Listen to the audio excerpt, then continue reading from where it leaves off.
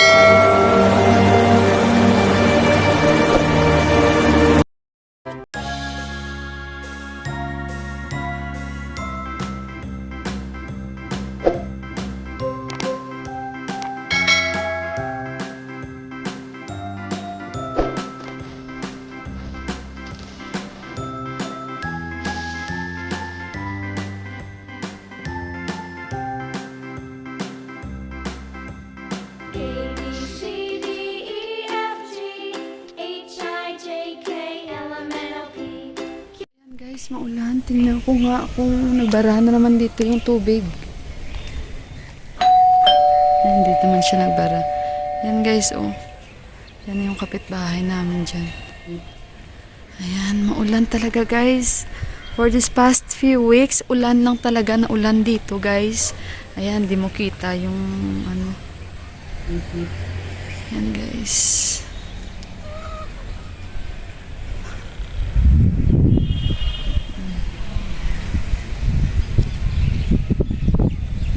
Naulan guys.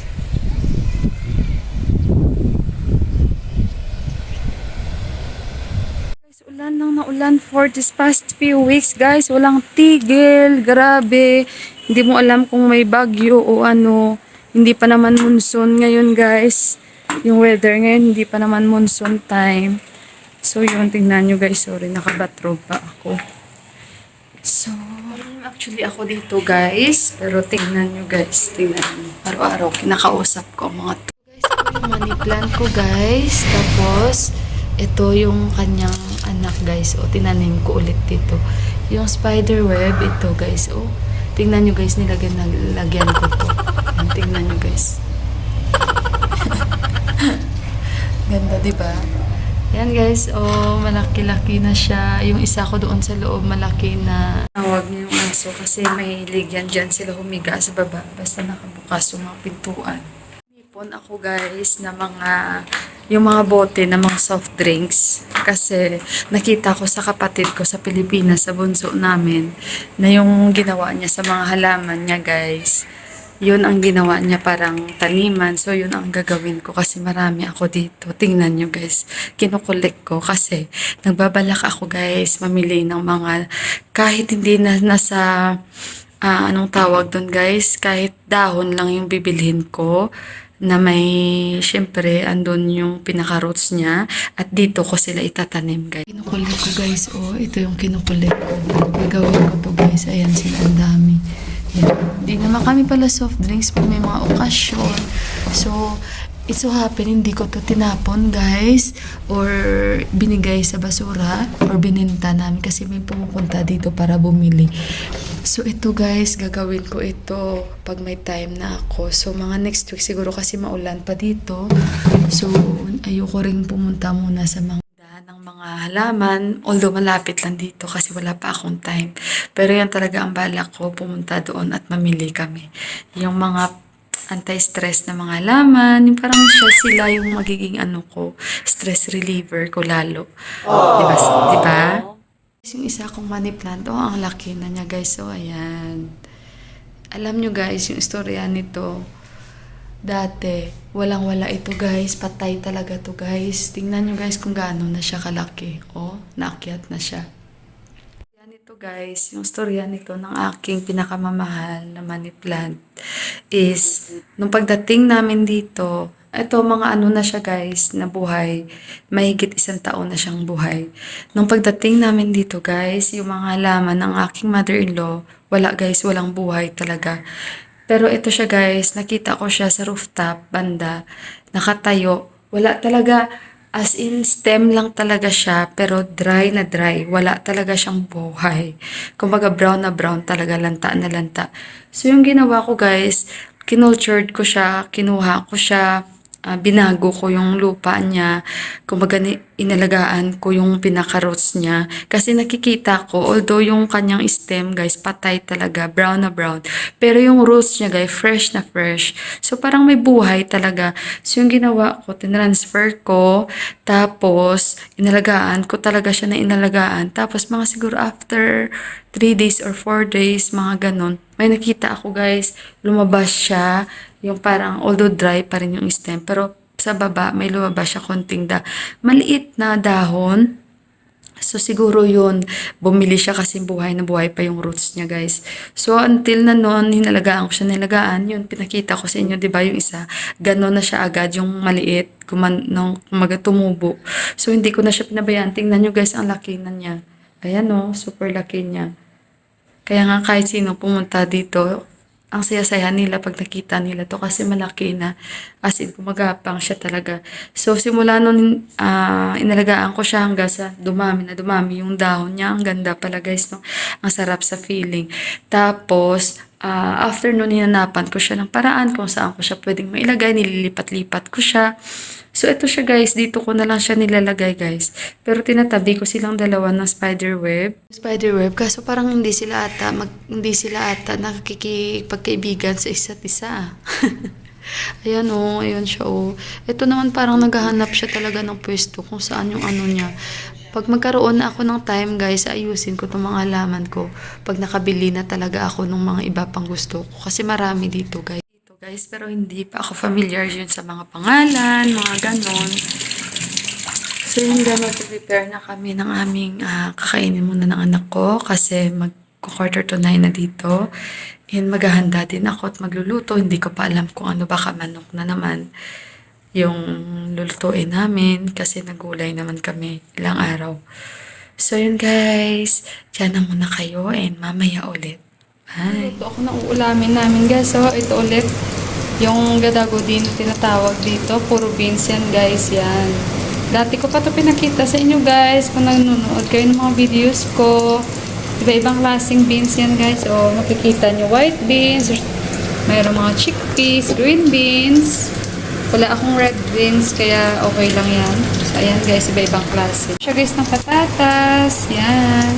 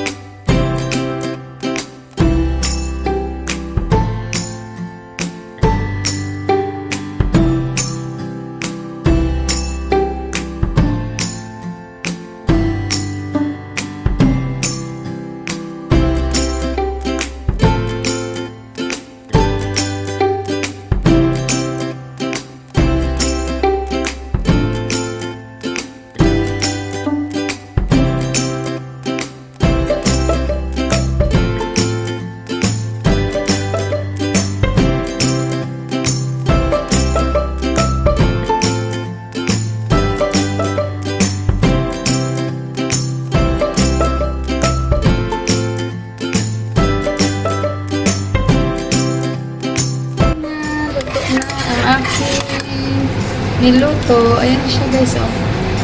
Okay na yan.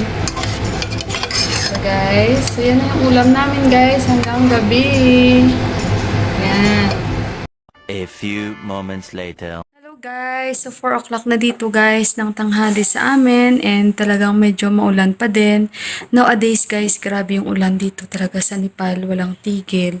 Yung mga ano lang dito guys, yung mga malalapit sa sapa or sa river guys, yun na ang wino-worried na kasi syempre tumataas. Kung hindi man matigil-tigil ang ulan, tumataas syempre guys yung yung river guys. Kaya yung so, yun guys, walang ganap. Ganun pa rin guys dito sa amin. Hindi na ako namili pa ng mga laman kaya kasi sabi ko nga sa inyo guys, maulan, maputik yung daan. Baka mga next week guys, mamimili ako. Dito lang kami ng anak ko guys, sa baba. Yung asawa ko nasa taas. So, wala guys. Yung anak ko guys, say hi. Hi. What are you want here? What you want to tell them? Say hi. Say hi. Tanto ng tatay. Hello.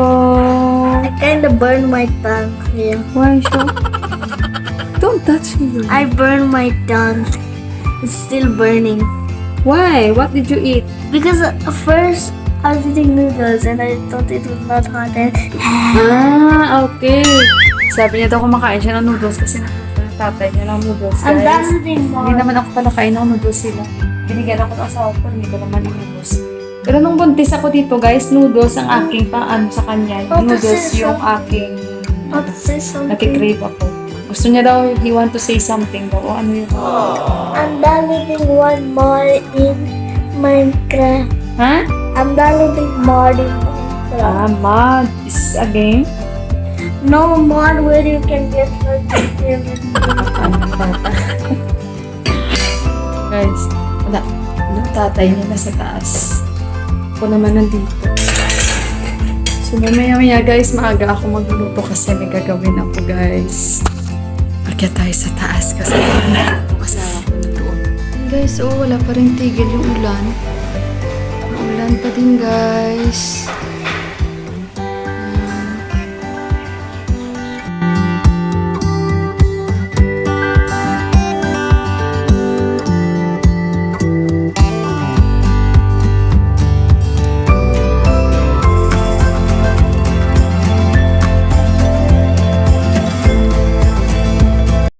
Guys, magti 10 o'clock na dito, so matutulog na kami.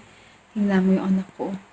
Nag-aantay na naman sa akin kasi nga, ihanda ko na yung aming higaan. Dito kami guys natutulog sa kwarto ng aking father and mother-in-law guys. Kasi mas malamig dito and mas madali. Kagaya nga ng sabi ko sa inyo sa old video ko, 'di ba? Sa mga past video ko diyan na nakikita niyo. So, hindi na kami doon natutulog sa taas, guys. Dito na kami natutulog sa baba. So, dyan na muna kayo, guys. Enjoy watching. Magta-timelapse ako.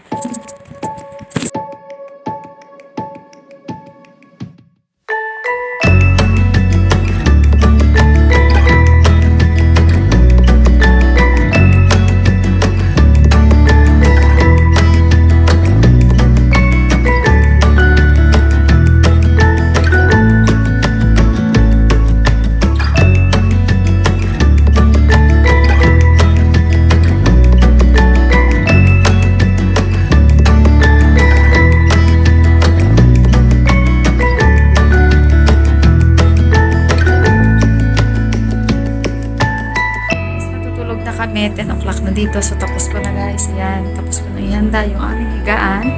So, gusto ko muna magpasalamat sa aking mga supporters.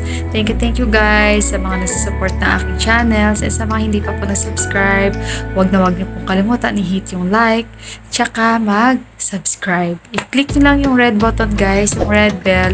I-click nyo lang para ma-notify kayo pag bago akong in-upload. So guys, God bless you all and thank you very much again and good night. Stay safe po. Bye guys!